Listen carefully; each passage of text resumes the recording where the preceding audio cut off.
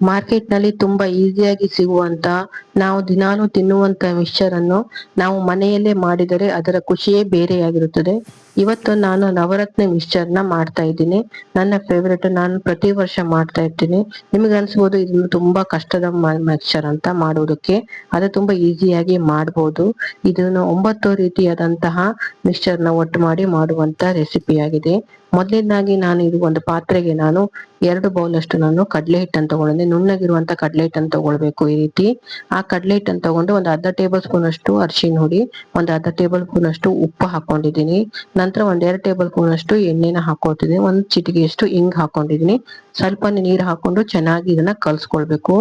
ನಂತರ ಈ ರೀತಿ ಚೆನ್ನಾಗಿ ಕಲ್ಸ್ಕೊಂಡು ಮೊದ್ಲು ಇದನ್ನ ಏನ್ ಮಾಡ್ಬೇಕಂತ ಹೇಳಿದ್ರೆ ಈ ರೀತಿ ಕಲ್ಸ್ಕೊಂಡು ಆಮೇಲೆ ಕೈಯಲ್ಲಿ ಚೆನ್ನಾಗಿ ಕಲ್ಸ್ಕೊಳ್ಬೇಕು. ಕೈಯಲ್ಲಿ ಕಲ್ಸ್ಕೊಳ್ಳೋದ್ರಿಂದ ನಮ್ಗೆ ಎಷ್ಟು ನೀರ್ ಬೇಕಂತ ಗೊತ್ತಾಗುತ್ತೆ, ಮತ್ತೆ ಚೆನ್ನಾಗಿ ನುಣ್ಣಗೆ ಕಲ್ಸ್ಕೊಳ್ಲಿಕ್ಕಾಗುತ್ತೆ. ಅದರಿಂದ ಈ ರೀತಿ ಚೆನ್ನಾಗಿ ಕೈಯಲ್ಲೇ ಕಲ್ಸ್ಕೊಳ್ಬೇಕು. ಈ ರೀತಿ ಕಲ್ಸ್ಕೊಂಡ ನಂತರ ಏನ್ ಮಾಡ್ತಾ ಇದ್ದೀನಿ ಅಂತ ಹೇಳಿದ್ರೆ, ಈ ರೀತಿ ಚಕ್ಲಿ ಹಚ್ಚಿ ಬರ್ತದ, ಅದರಲ್ಲಿ ಈ ತರ ಬೇರೆ ಬೇರೆ ಡಿಸೈನ್ ಗಳಿರುತ್ತದೆ. ನಾನು ಇದರಲ್ಲಿ ಈ ತರ ಕಣ್ಕಂಡಿರುವಂತಹ ಅಚ್ಚಿಗೆ ನಾನು ಎಣ್ಣೆನ ಸವರ್ಕೊಂಡು ಅದಕ್ಕೆ ನಾನು ಏನ್ ಮಾಡ್ತಾ ಇದ್ದೀನಿ, ಈ ಕಡಲೆ ಹಿಟ್ಟನ್ನ ನಾ ಮಾಡಿಟ್ಟಿದ್ದೆಲ್ಲ ಪೇಸ್ಟ್ ಅನ್ನ ಸ್ಪೂನ್ ಅಲ್ಲಿ ಏನ್ ಮಾಡ್ತಾ ಇದ್ದೀನಿ ಇದಕ್ಕೆ ಹಾಕ್ತಾ ಇದ್ದೀನಿ. ಈ ರೀತಿ ಹಿಟ್ಟನ್ನ ಸ್ಪೂನ್ ಅಲ್ಲಿ ತಗೊಂಡು ಈ ಅಚ್ಚಿಗೆ ಹಾಕ್ಬೇಕು. ಈ ಅಚ್ಚಿಗೆ ಹಿಟ್ಟನ್ನ ತುಂಬಿಕೊಂಡ ನಂತರ ಇದನ್ನ ಮುಚ್ಚಳ ಹಾಕಿ ಬಂದ್ ಮಾಡ್ಕೊಂಡು ನಾವು ಗ್ಯಾಸ್ ಮೇಲೆ ಎಣ್ಣೆನ ಕಾಯ್ಲಿಕ್ಕೆ ಇಟ್ಟಿದ್ದೀನಿ. ಆ ಕಾದಂತ ಎಣ್ಣೆಗೆ ಈ ರೀತಿ ಸಣ್ಣ ಶೇವನ ಮಾಡ್ಬೇಕು. ಈ ರೀತಿ ಅಚ್ಚಿನಲ್ಲಿ ಹಿಂಗೆ ಹಾಕಿ ಬಿಸಿ ಎಣ್ಣೆಯಲ್ಲಿ ಹಾಕಿ ಈ ರೀತಿ ಚೆನ್ನಾಗಿ ಬೇಯಿಸ್ಕೊಳ್ಬೇಕು. ಮೀಡಿಯಂ ಉರಿಯಲ್ಲಿ ಅಥವಾ ಲೋ ಉರಿಯಲ್ಲಿ ಇಟ್ಕೊಂಡು ಇದನ್ನ ಬೇಯಿಸ್ಕೊಳ್ಬೇಕು. ಇದನ್ನ ದೊಡ್ಡ ಉರಿಯಲ್ಲಿ ಇಟ್ಕೊಂಡ್ರೆ ಇದು ಒಳಭಾಗದಲ್ಲಿ ಚೆನ್ನಾಗಿ ಬೇಯುವುದಿಲ್ಲ, ನಂತರ ಇದು ಮೆದುವಾಗುತ್ತೆ. ಅದಕ್ಕಾಗಿ ಮೀಡಿಯಂ ಲೋ ಉರಿಯಲ್ಲಿ ಇಟ್ಕೊಂಡು ಇದನ್ನ ಬೇಯಿಸ್ಕೊಳ್ಬೇಕು. ನಂತರ ಬೇಯಿದ ನಂತರ ಈ ಸಣ್ಣ ಸೇವು ಈಗ ರೆಡಿ ಆಗಿದೆ. ಇದನ್ನ ಏನ್ ಮಾಡ್ತಾ ಇದ್ದೀನಿ, ತೆಗೆದು ಬೇರೆ ಪಾತ್ರಕ್ಕೆ ಹಾಕ್ತಾ ಇದ್ದೀನಿ. ನೋಡಿ ಈ ರೀತಿ ರೆಡಿ ಮಾಡ್ಕೊಂಡಿದ್ವಿ. ಈಗ ದೊಡ್ಡ ಸೇವನ ಮಾಡ್ಬೇಕಂದ್ರೆ ದೊಡ್ಡ ಈ ರೀತಿ ಕಂಡಿರುವಂತಹ ಅಚ್ಚನ್ನ ಹಾಕಿ ಅದಕ್ಕೆ ನಾನು ಮಾಡ್ತಾ ಇದ್ದೀನಿ ಹಿಟ್ಟನ್ನ ಮತ್ತೆ 1-2 ಟೇಬಲ್ ಸ್ಪೂನ್ ಹಿಟ್ಟನ್ನ ಇದಕ್ಕೆ ಹಾಕ್ತಾ ಇದ್ದೀನಿ. ಈ ರೀತಿ ತುಂಬಿ ಅಚ್ಚನ್ನ ತಯಾರು ಮಾಡ್ಕೊಂಡು ನಂತರ ಮತ್ತೆ ಇದನ್ನ ಎಣ್ಣೆಗೆ ಈ ರೀತಿ ಬಿಡಬೇಕು. ಈ ರೀತಿ ದಪ್ಪ ಸೇವನ ಈ ರೀತಿ ಎಣ್ಣೆಯಲ್ಲಿ ನಿಧಾನವಾಗಿ ಬಿಟ್ಟು ಮೀಡಿಯಂ ಲೋ ಉರಿಯಲ್ಲಿ ಇಟ್ಕೊಂಡು ಇದನ್ನ ಈಗ ಚೆನ್ನಾಗಿ ಬೇಯಿಸ್ಕೊಳ್ಬೇಕು. ಈ ರೀತಿ ಮೀಡಿಯಂ ಉರಿಯಲ್ಲಿ ಇಟ್ಕೊಂಡು ಬೇಯೋದ್ರಿಂದ ಇದು ಸ್ವಲ್ಪ ಹೆಚ್ಚಿಗೆ ಟೈಮ್ ತಗೊಳುತ್ತೆ. ಯಾಕಂದ್ರೆ ಇದು ದೊಡ್ಡ ಸೇವ್ ಆಗಿರೋದ್ರಿಂದ ಹೆಚ್ಚಿಗೆ ಬೇಗ ಬೇಯುವುದಿಲ್ಲ, ಸ್ವಲ್ಪ ಸಮಯ ತಗೋತದೆ. ಇದನ್ನ ಈ ರೀತಿ ಅಚ್ಚ ಹಾಕಿದ ನಂತರ ಇದನ್ನ ಬೇಯಿಸ್ಕೊಳ್ಬೇಕು. ನೋಡಿ ಈಗ ಇದನ್ನ ಏನಾಗಿದೆ, ಈ ರೀತಿ ನೊರೆ ಬರ್ತಾ ಇದೆ ನೋಡಿ. ಈಗ ಇದನ್ನ ಏನ್ ಮಾಡ್ಬೇಕು, ನಾನೀಗ ಮಗ್ಚ ಹಾಕ್ತಾ ಇದ್ದೀನಿ. ಮಗ್ಚ ಹಾಕಿ ಚೆನ್ನಾಗಿ ಇದನ್ನ ಬೇಯಿಸ್ಕೊಳ್ಬೇಕು. ಈಗ ಇದು ಬೆಂದಿದ್ದು ಇದನ್ನ ಏನ್ ಮಾಡ್ಬೇಕು, ನಾವು ಇದನ್ನ ತಕ್ಕೊಳ್ಬೇಕು. ಈ ರೀತಿ ಬೆಂದ ನಂತರ ಇದನ್ನ ನಿಧಾನವಾಗಿ ತಕ್ಕೊಂಡು ಈಗ ರೆಡಿ ಆಗಿದೆ ನಮ್ಮ ಈ ದಪ್ಪ ಸೇವು. ಈಗ ಇದನ್ನ ನಾನ್ ಮಾಡ್ತಾ ಇದ್ದೀನಿ ಮತ್ತೊಂದು ಪಾತ್ರೆಗೆ ಇದನ್ನ ಟ್ರಾನ್ಸ್ಫರ್ ಮಾಡ್ತಾ ಇದ್ದೀನಿ. ಈ ತರ ಎಣ್ಣೆನ ಎಲ್ಲ ತಕ್ಕೊಂಡು ಈ ರೀತಿ ಬೇರೆ ಪಾತ್ರ ಹಾಕು. ಈಗ ದಪ್ಪ ಸೇವು ರೆಡಿ ಆಗಿದೆ.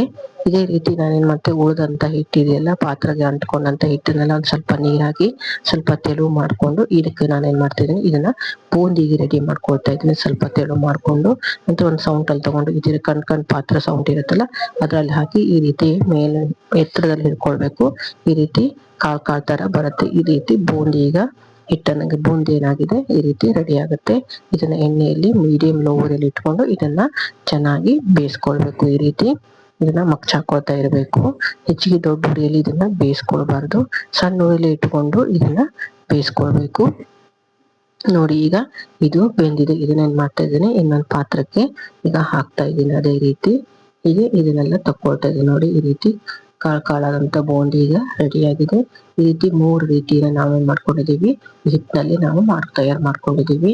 ಈಗ ನಾವು ಇದಾದ ನಂತರ ಈಗ ನಾವೇನ್ ಮಾಡುವಂತ ಹೇಳಿದ್ರೆ, ಈ ರೀತಿ ಒಂದು ಬೌಲಿಗೆ 1 ಬೌಲ್ ಅಷ್ಟು ಪುಟಾಣಿಗಳನ್ನ ಈ ತರ ಜರಡಿ ಪಾತ್ರೆಯಲ್ಲಿ ಇಟ್ಟು ಈ ರೀತಿ ನಾನು ಬೇಯಿಸ್ಕೊಳ್ಳೋದನ್ನ ಹುರ್ಕೊಳ್ತಾ ಇದ್ದೀನಿ. 1-2 ನಿಮಿಷ ಹುರ್ಕೊಂಡ್ರೆ ಸಾಕು. ಈ ರೀತಿ ಪುಟಾಣಿಗಳನ್ನ 1 ಬೌಲ್ ಅಷ್ಟು ನಾನು ಹುರ್ಕೊಂಡಿದ್ದೀನಿ. ಹಾಗೆ ಈಗ ನಾನೇನ್ ಮಾಡ್ತೀನಿ, ಒಂದು ಅರ್ಧ ಬೌಲ್ಗಿಂತ ಮೇಲೆ ಜಾಸ್ತಿ ಶೇಂಗಾ ಬೀಜನ ಅದೇ ರೀತಿ ಎಣ್ಣೆಯಲ್ಲಿ ಇಟ್ಟು ಈ ರೀತಿ ಹುರ್ಕೊಳ್ತಾ ಇದ್ದೀನಿ. ಈ ರೀತಿ ಹುರ್ಕೊಳ್ಳೋದ್ರಿಂದ ಬೇಗ ಇದನ್ನ ಮಾಡ್ಬೋದು, ತೆಗಿಲಿಕ್ಕೆ ಈಸಿ ಆಗುತ್ತೆ. ಅದಕ್ಕಾಗಿ ನಾನು ಈ ರೀತಿ ಜರಡಿ ಪಾತ್ರದಲ್ಲಿ ಈ ರೀತಿ ನಾನು ಇದನ್ನ ಹುರ್ಕೊಳ್ತಾ ಇದ್ದೀನಿ. ನಂತರ ಗೋಡಂಬಿ 8-10 ಗೋಡಂಬಿನ ಈ ರೀತಿ ಹುರ್ಕೊಳ್ತಾ ಇದ್ದೀನಿ. ನಂತರ ಇದಕ್ಕೆ ನಾನು ಒಣ ದ್ರಾಕ್ಷಿನ ಹಾಕ್ತಿದ್ದೀನಿ. ಒಣ ದ್ರಾಕ್ಷಿ ಹಾಕ್ಬೇಕಂತ ಏನಿಲ್ಲ, ನಾನು ಜೊತೆಗೆ ಇದನ್ನ ಸ್ವಲ್ಪ ಹುರ್ಕೊಳ್ತಾ ಇದ್ದೀನಿ. ಇದನ್ನ ಹುರಿದಾದ ನಂತರ ಇದನ್ನು ಸಹ ನಾನು ಏನ್ ಮಾಡ್ತಾ ಇದ್ದೀನಿ, ಎಣ್ಣೆಯಿಂದ ತೆಗೆದು ನನ್ನ ಪಾತ್ರಕ್ಕೆ ಇದನ್ನ ಹಾಕ್ತಾ ಇದ್ದೀನಿ. ಹಾಗೆ ನಂತರ ಏನ್ ಮಾಡ್ತಾ ಇದ್ದೀನಿ ಅಂದ್ರೆ, ಈಗ ಇದು 4 ರೀತಿ ನಾನು ರೆಡಿ ಮಾಡ್ಕೊಂಡಾಗಿದೆ. 1 ಬೌಲ್ ಅಷ್ಟು ಸಣ್ಣ ಅವಲಕ್ಕಿನ ಇದೇ ರೀತಿ ನಾನು ಮಾಡ್ತಾ ಇದ್ದೀನಿ. ಜರಡಿ ಹಿಡಿದು ಜರಡಿ ಪಾತ್ರದಲ್ಲಿ ಈ ರೀತಿ ಇಟ್ಟು ಇದನ್ನ ಏನ್ ಮಾಡ್ತಾ ಇದ್ದೀನಿ, ಇದನ್ನು ಹುರ್ಕೊತೀನಿ. ಇದು ಬೇಗ ಹುರ್ಕೊಳಕ್ಕಾಗುತ್ತೆ, 1-2 ನಿಮಿಷದಲ್ಲಿ ಇದು ಹುರಿದು ಹೋಗುತ್ತೆ. ಇದಕ್ಕೆ ಹೆಚ್ಚಿಗೆ ಹುರಿಬೇಕಾಗಿಲ್ಲ. ನಂತರ 5 ರಿಂದ 6 ಗೋಡಂಬಿನ ಈ ರೀತಿ ಮತ್ತೆ ಎಣ್ಣೆಯಲ್ಲಿ ಹುರ್ಕೊಳ್ತಾ ಇದ್ದೀನಿ. ಹೀಗೆ ಇದನ್ನೆಲ್ಲ ಹುರ್ಕೊಳ್ಬೇಕು. ಇದೆಲ್ಲ ಹುರಿದಾದ ನಂತರ ನಾವು ಮಾಡ್ಬೇಕಂತ ಹೇಳಿದ್ರೆ, ಇದನ್ನೆಲ್ಲ ಈಗ ರೆಡಿ ಮಾಡ್ಕೊಂಡಿದ್ದೀವಿ. ನಾವು ಎಲ್ಲ ಮಿಕ್ಸರ್ಗಾಗಿ ಬೇಕಾದಂತೆಲ್ಲ ಸಾಮಗ್ರಿ ಹುರ್ಕೊಂಡಾಗಿದೆ. ಈಗ ಇದಕ್ಕೆ ಮಸಾಲೆಗೆ ನಾನು 1 ಟೇಬಲ್ ಸ್ಪೂನ್ ಅಷ್ಟು ಕೊತ್ತಂಬರಿ ಬೀಜ, 1 ಟೇಬಲ್ ಸ್ಪೂನ್ ಅಷ್ಟು ಸೋಂಪನ್ನ ಸ್ವಲ್ಪ 1-2 ನಿಮಿಷವರೆಗೆ ಒಂಚೂರು ಉಗುರು ಬೆಚ್ಚವಾಗುವವರೆಗೆ ಇದನ್ನು ಚೆನ್ನಾಗಿ ಹುರ್ಕೊಳ್ಬೇಕು. ನಂತರ ಇದಕ್ಕೆ ಬೇಕಾದಂತ ಮಸಾಲೆಗಳಂತ ಹೇಳಿದ್ರೆ, 1 ಟೇಬಲ್ ಸ್ಪೂನ್ ಅಷ್ಟು ಆಮ್ಚೂರ್ ಪೌಡ್ರು, 1 ಟೇಬಲ್ ಸ್ಪೂನ್ ಅಷ್ಟು ಚಾಟ್ ಮಸಾಲಾ ಪೌಡರು, 2.5 ಚಮಚದಷ್ಟು ಸಕ್ಕರೆ ಹುಡಿನ ತಗೊಳ್ತಾ ಇದ್ದೀನಿ. ಬ್ಲ್ಯಾಕ್ ಸಾಲ್ಟ್ 1 ಟೇಬಲ್ ಸ್ಪೂನ್ ಅಷ್ಟು, 1/2 ಟೇಬಲ್ ಸ್ಪೂನ್ ಅಷ್ಟು ಅರಿಶಿನ ಹುಡಿ, ಚಿಟಿಕೆಯಷ್ಟು ಇಂಗು, ಇವನ್ನೆಲ್ಲ ಹಾಕಿ ಮಿಕ್ಸಿ ಜಾರ್ನಲ್ಲಿ ಚೆನ್ನಾಗಿ ಹುಡಿ ಮಾಡ್ಕೊಳ್ಬೇಕು. ನಂತರ ನಾವು ಹುರಿದಿಟ್ಕೊಂಡಿದ್ದೀವಲ್ಲ ಕೊತ್ತಂಬರಿ ಮತ್ತು ಸೋಂಪನ್ನ ಒಂದ್ಸಲ ಗರ್ರ ಮಾಡಿದ್ರೆ ಸಾಕು, ಆ ಕಾಳೆಲ್ಲ ಹಾಗೆ ಇರ್ಬೇಕು, ಕಾಣ್ಬೇಕು. ಅದು ತಿನ್ನುವಾಗ ಬಾಯಿಗೆ ಸಿಗಬೇಕು, ಅದಕ್ಕೋಸ್ಕರ. ನಂತರ ಈಗ ನಮ್ಮ ನವರತ್ನಕ್ಕೆ ಬೇಕಾದಂತಹ ಎಲ್ಲ ಇಂಗ್ರೀಡಿಯೆಂಟ್ ರೆಡಿ ಮಾಡ್ಕೊಂಡಾಗಿದೆ. ಈಗ ನಾವು ಇದನ್ನ ಮಾಡ್ಬೇಕು, ಇದನ್ನ ಮಿಕ್ಸರ್ನಲ್ಲಿ ಮಿಕ್ಸ್ ಮಾಡ್ಕೊಳ್ಬೇಕು. ಅದಕ್ಕೆ ನೋಡಿ ಯಾವ ರೀತಿ ನಾವು ಮಾಡ್ಕೊಂಡಿದ್ದೇವಲ್ಲ ಆ ಸೇವ್ ನೋಡಿ ಯಾವ ರೀತಿ ಗರಂ ಆಗಿದೆ. ನಂತರ ನಾವು ಮಾಡ್ಬೇಕು, ಇದಕ್ಕೆ ನಾವು ಅವಲಕ್ಕಿ ಹುರ್ಕೊಂಡಿದ್ದೇವಲ್ಲ ಆ ಅವಲಕ್ಕಿನ ಹಾಕ್ತಾ ಇದ್ದೀನಿ. ಇದನ್ನ ಹಾಕಿ ಮತ್ತೆ ಮಿಕ್ಸ್ ಮಾಡ್ಕೊಳ್ತಾ ಇದ್ದೀನಿ ಇದೇ ರೀತಿ.